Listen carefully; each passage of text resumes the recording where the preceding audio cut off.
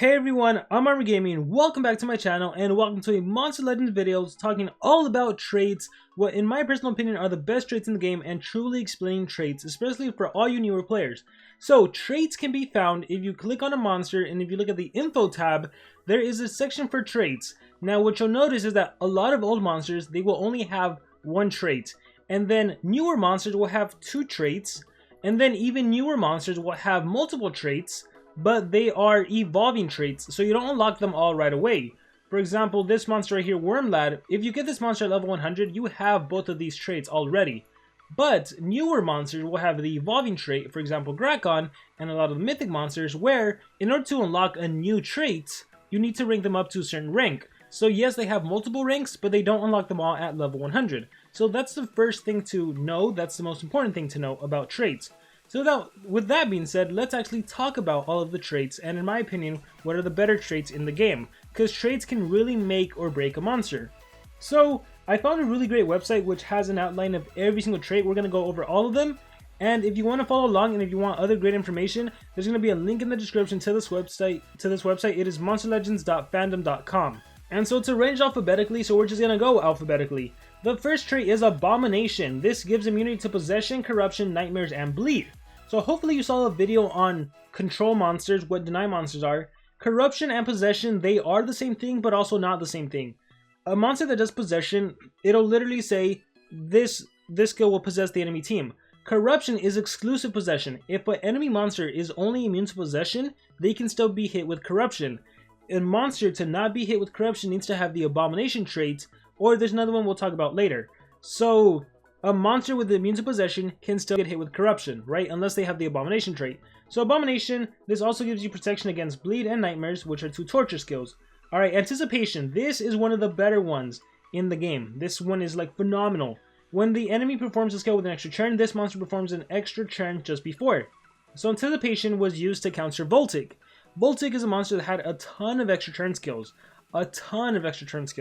So Faraday was born, and Faraday was born with the Anticipation trait, so anytime Voltic attacked, Faraday would get a turn in, before that extra turn kicked in. So this is so fantastic because there are so many monsters that have extra turn skills. If it wasn't for this trait right here, monsters like Voltic, like Rekka, like Prince Charmless, like Xyla, they would still dominate the game, and it would be boring because they literally just attack until they run out of stamina, and thanks to relics, they never run out of stamina nowadays. So this is definitely one of the better traits in the game, especially if you're bringing...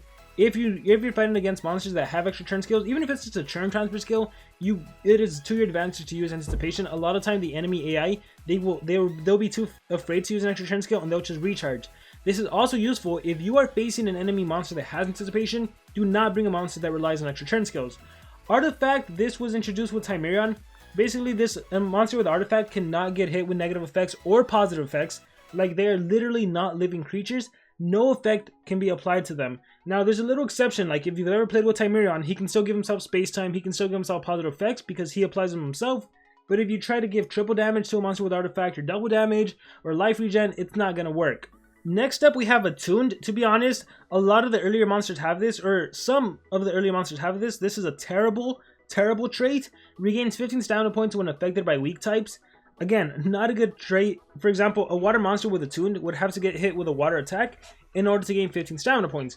15 stamina points will not go anywhere in the current game. Like, 15 stamina points does nothing. You could barely use an attack with 15 stamina points. So if you have a monster with Attuned, it's probably an old monster and it's not good unless SocialPoint revamps this in the future, but it's not good. Bleed Haters. So Hater is quite deadly. Hater basically gives you triple damage against a monster that has whatever hater you have. So Bleed Hater, you could deal triple damage against an enemy monster that has the negative effect, in this case Bleed. I believe this goes along with Cain. Cain is a monster that, I believe it's Cain, I might be wrong, but basically if an enemy monster has Bleed, you now deal triple damage against it. You can kind of tell that if a monster has Bleed Hater, they are likely an attacker. So next up is Celestial, immunity to Stun, Mega Stun, and Bleed. So I mean, this is amazing. It's basically immunity to Stun with, on top of that, it's immunity to Bleed. Celestial, a few monsters have this, a lot of the angelic monsters, there's a few, you'll notice, Wormlad is one of them and he's a top tier monster. So Celestial is immunity to Stun, Mega Stun, and Bleed. Cooldown immunity gives immunity to cooldown activation, that is one of the control skills, right? This activates your cooldowns, but if you have cooldown immunity, your cooldowns cannot be activated. This is not to say that if you do a skill yourself, the cooldown will still take place, but you just can't get hit with an enemy monster skill that activates the cooldown. Damage increase, Barbell comes to mind, War Master Barbell. This basically gives all of your monsters a 50% damage increase, and the cool thing about this is that you can stack it with the 50% damage increase buff. So it is possible to have the trait and then the 50% buff on top of that. Demon Trait, status effects have a 20% less accuracy against it, immunity to burn and ignite. So this is basically like hardened, and we'll go over hardened in a little bit. So 20% chance to not get hit with anything, no torture skills, no negative skills, none of that stuff. And on top of that, it's a permanent immunity to burn and ignite. That's super useful. Dodge area, this is another meta game breaking trait. Will evade all area skills. Any skill that says attacks multiple enemies, attacks all enemy monsters, you automatically are immune to those. You do not get hit with those. So you can get hit with an AoE freeze, you don't take any damage. This is phenomenal. This truly broke the game and changed the game to a different type of meta, because now you didn't have to worry about a super fast enemy monster going and doing AoE hack or AoE corruption. You literally could have a team of 3 dodge area monsters and they would not get hit. The enemy would have to choose one of them to deny. Dodge area is phenomenal. Imagine a monster with dodge area and anticipation. They can't get hit with AoEs, and they can block against extra turn monsters. So you're kind of starting to see what works really well together. Energize. Monster has 20% extra stamina. I believe Brodens, a rare monster, has this. The rare Voltic. Not a good one in my personal opinion. Honestly, if a monster doesn't have hardened at least, or some immunity to a control skill or torture, it's not really going to be good. Gravedigger, immune to all kind of possession. So once again, this does include corruption. And immune to nightmare. So Gravedigger, this is exclusive to the Undertaker, and it's basically like Abomination without the bleed immunity. So yeah, sometimes we'll see repeats. Hardened, all status effects have a 20% less accuracy against it. I really like the hardened trait. I think this should just be a standard across all monsters, because it'd be nice to have some sort of protection to not get denied.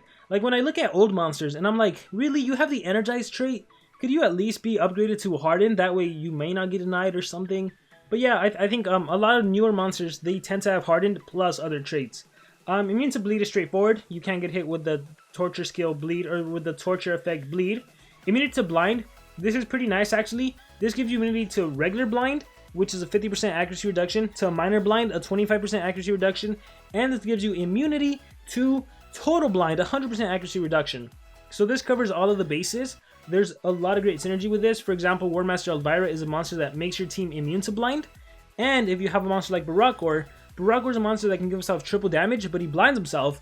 But if you have immunity to blind, then you're basically giving yourself a free triple damage with no strings attached. So there's ways to use a trait to work to your advantage.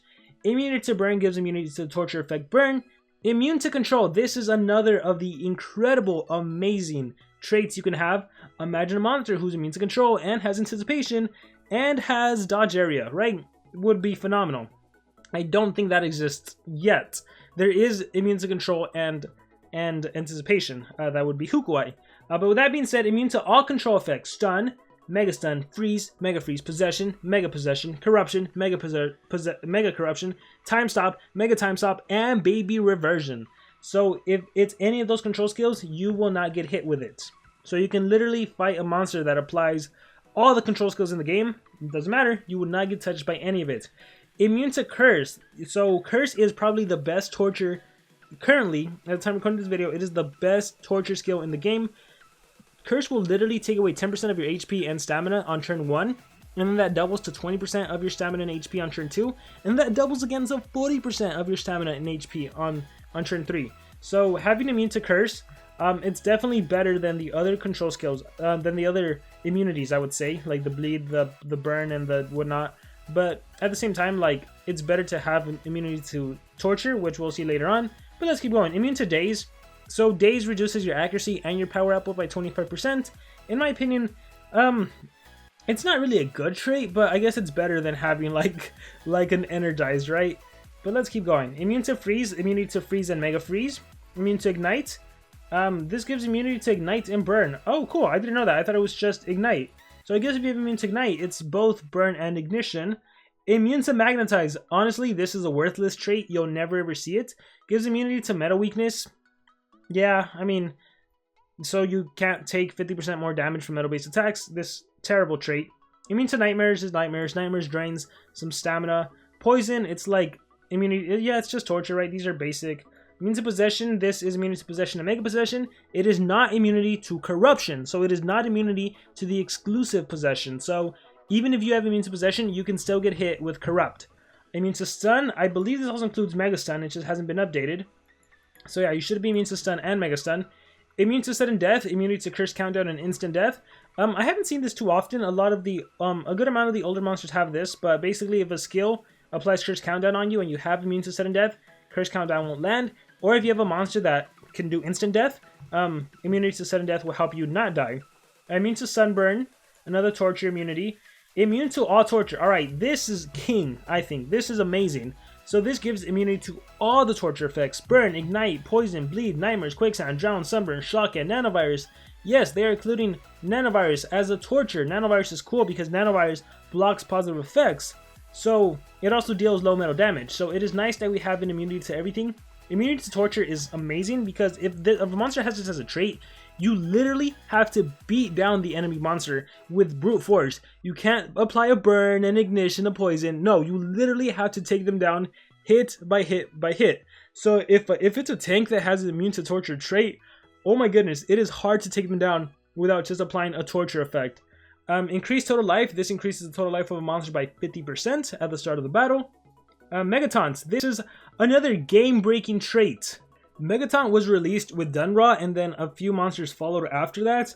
I mean, Megaton basically draws all single and all AoEs towards a monster. Now, the drawback is if you absorb the AoE, you absorb triple the damage because you're taking all 3 attacks. But Megaton makes it so you can literally be slower than the enemy. You can have a Megaton monster.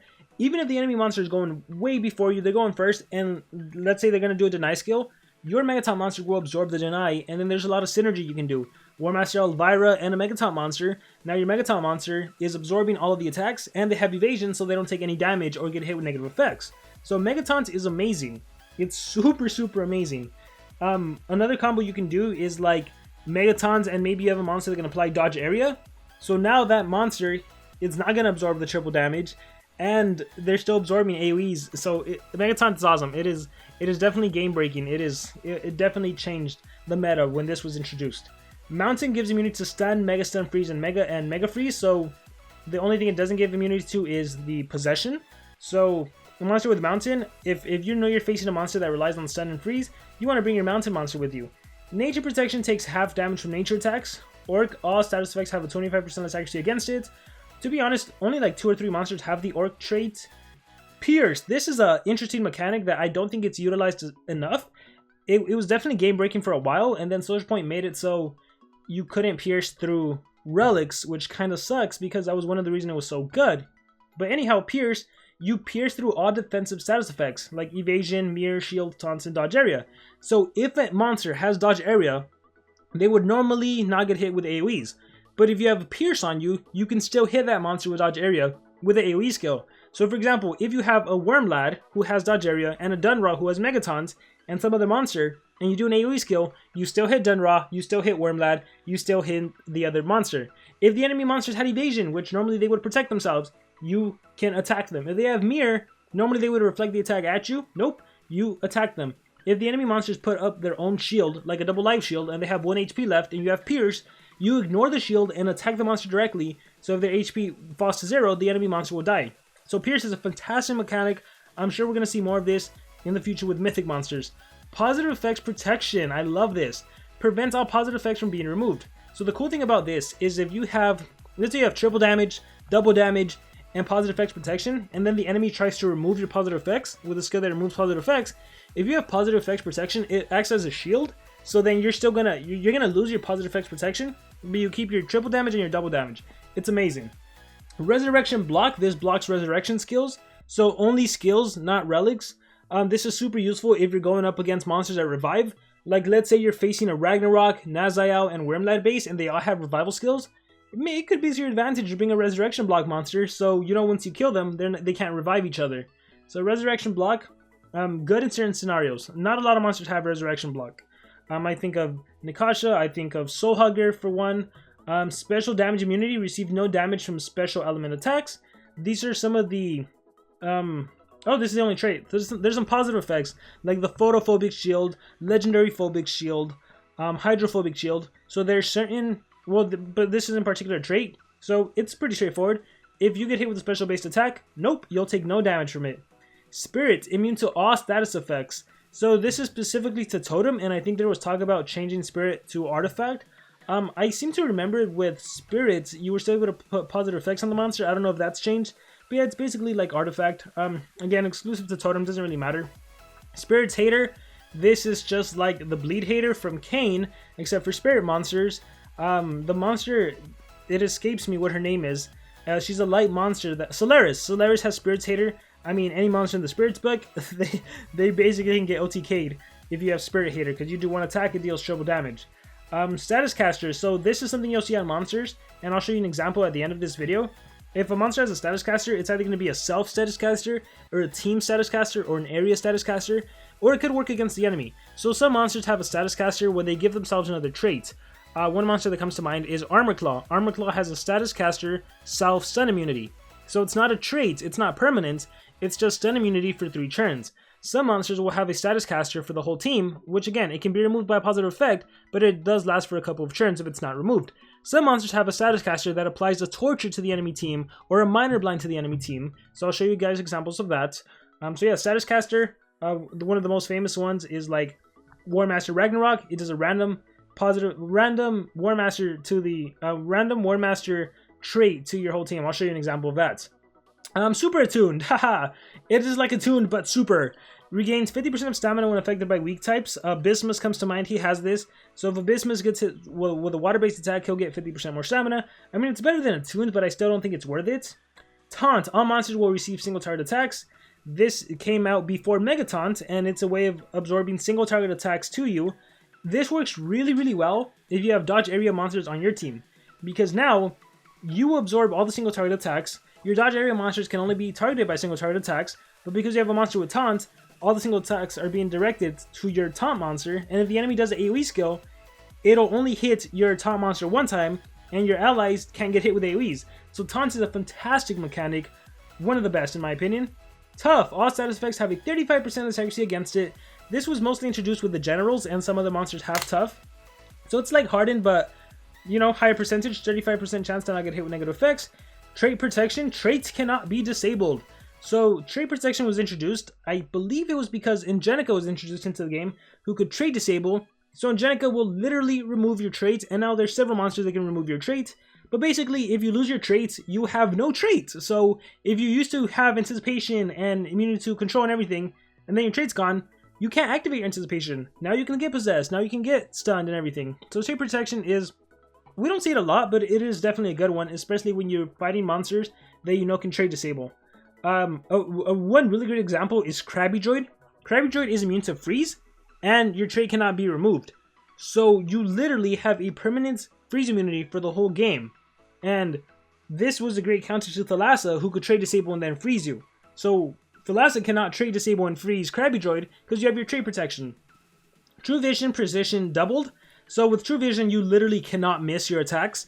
Everything will land, your effects will land, your attack will land. War Master Sherazar introduced this. True Vision, you cannot miss. And Water Protection reduces incoming water damage by 50%. I'm sure in the future we'll see Thunder Protections, we'll see Fire Protections, we'll see all kinds of stuff like that. So these are all the traits in the game as of the time recording this video. There's also exclusive ones. Bulwark is like an upgraded Tough and Hardened. So 50% less accuracy against it. Few monsters have this. It's mostly the VIP monsters and then some other monsters. Then there's a lot of like Nemesis and then the different Nemesis monsters. They all have their own unique traits. War Master, although War Masters are a little more particular in which they like gives immunity to blind and status caster evasion, right? So those are a lot cooler. Immune to possession to all allies. So where is War Master? Remtar is cool. Special damage immunity and status caster skill mirror. And then War Master Ragnarök, he just does a random status caster. Oh, is he not on here? War Master Ragnarök. So I can demonstrate that. So these are all the traits as of the time recording this video. The main ones to look out for. Anticipation, phenomenal trait. Very, very amazing. Immunity to control, also very, very amazing. And of course, Megaton. Very amazing. Immunity to Torture with the Mythic Monsters is definitely coming up, wherever it is, somewhere up here, Immunity to Torture. Incredible, right? I mean, you always see the ones with the longer text. And then the Status Casters are cool because they can apply some of these random traits over here, or a positive effect. And then, the other one I mentioned, where is it? And yeah, I basically went through them, so you guys know the Megaton. Fantastic. So with that being said, let me just actually demonstrate some monsters. So, if we take a look at a monster like Drakon, right? Sometimes monsters can literally be used for their trait.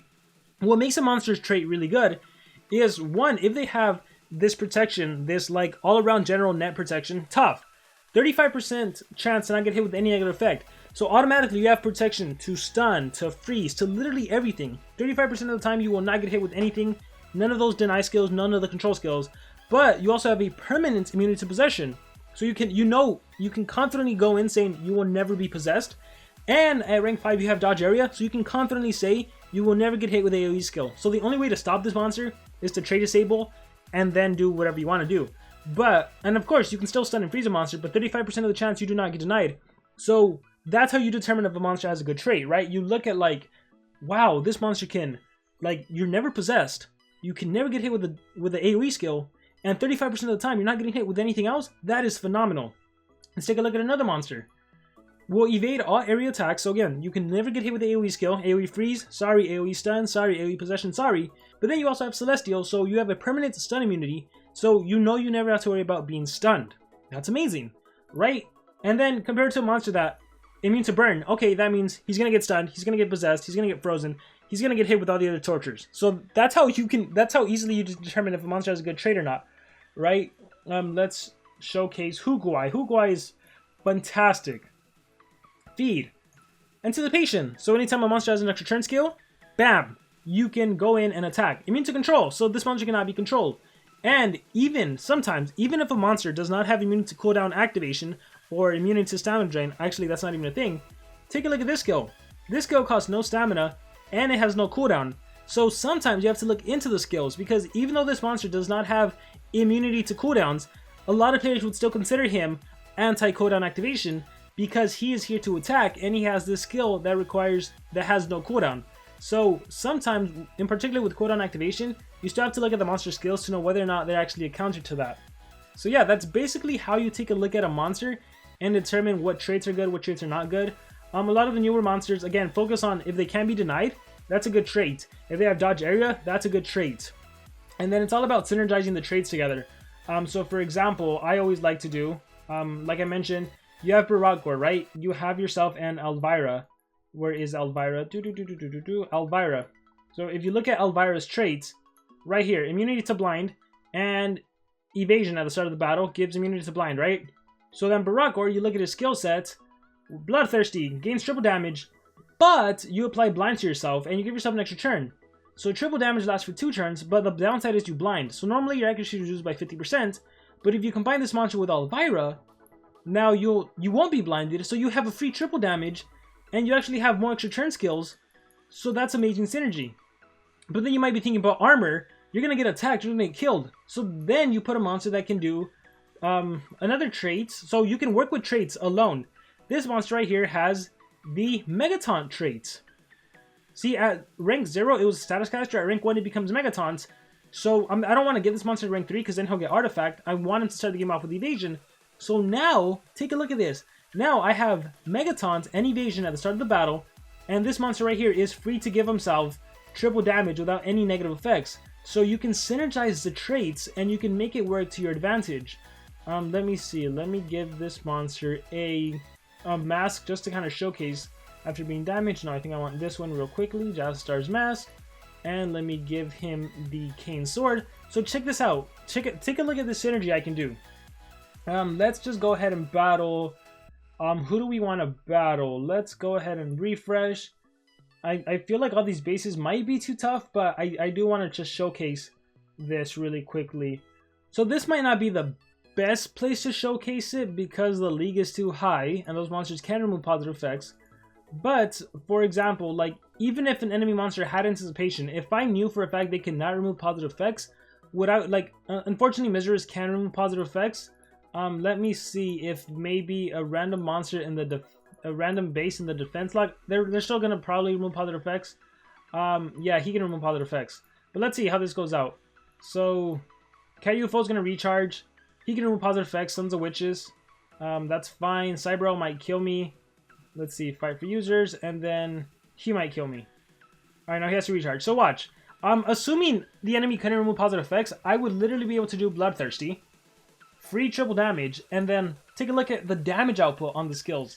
Beautiful, right? I can do a Bestial Hits. Does he die? He probably... Oh, no, Revival. I can do a Bestial Hits. Extra turn. I still have the triple damage. If an enemy monster had Anticipation, you know what? It wouldn't even matter to me because I would have Centurion who absorbs the attacks and he would have Evasion. And then I could do like Bestial Hits, kill another monster. So that's kind of the cool nifty stuff you can do. Assuming you just know how to strategize with traits alone. Like if there wasn't Lord Pumpseed on the enemy team, I would have been able to easily be that base. Or if I put more life on Centurion or whatever. So just kind of to showcase how traits could really dominate the game.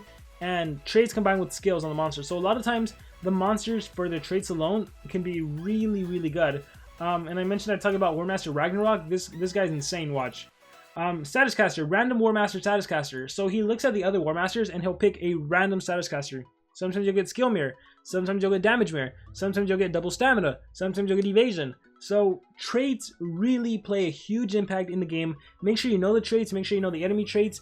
Try to synergize the traits to work together. I think this has been a really thorough explanation on traits. Hopefully I answered everything you needed to answer. If you have any comments, let me know in the comments below. But I think with that being said, that's going to be it for the video. Hope you guys enjoyed it. Hope it was super, super helpful. And as always, remember to subscribe.